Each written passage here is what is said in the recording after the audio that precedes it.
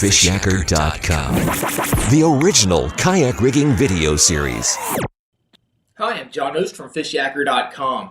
One of the most common questions I get from people is whether they should register their motorized fishing kayak. Specifically, put those big ugly numbers down the side of the hull of the kayak.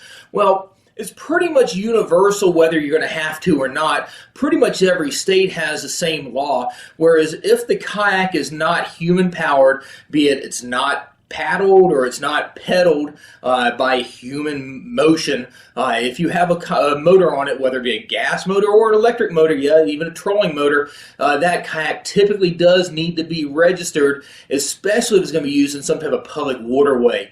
Now keep in mind, some states or some localities, parks, state parks, you name it, if they may have some form of launch permit. So that's a separate issue. So a lot of your localities and specific bodies of water or even ramps may need a specific launch permit to launch from them, which may be separate from your state registration.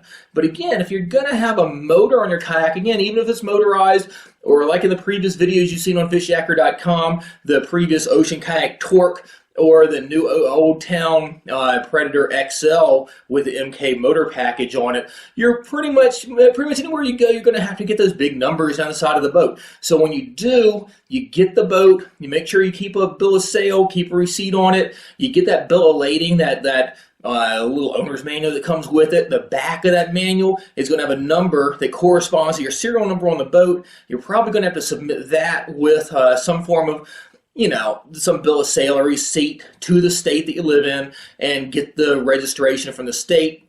You may or not need to title the hull of the boat, but you're probably at least going to have to register the hull of the boat. So make sure you have that serial number on the kayak. If it's something you've made, handmade, there's different ways to register that with the state.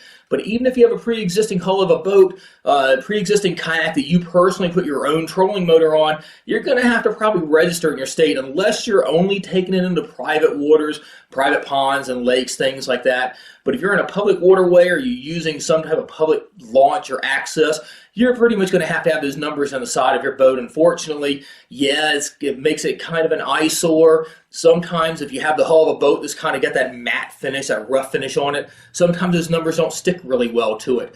But your local fish commissioner, game wardens are probably going to be looking for it. If they notice you have a motor on it, they probably will say something to you. So it'll probably be a lot cheaper to have the registration than to pay at least a couple $100 fine. So again, if you're going to motorize it in any manner and you're not going to have a human-powered kayak anymore, you're probably going to have to go ahead and get it registered. Like I said, unless you're in some type of private waters and you never go into a river or a public launch site or something like that. So as soon as you get a kayak, if it's already motorized or if you're deciding to put a motor onto one, look at your local state's regulations on motorized craft and see what you're going to need to do. But if you have a motor on your kayak or even any type of small craft, once you put a motor on it, it becomes a motorized craft, and the game commission's probably going to look at your boat closer. They see it, for instance, going against the current.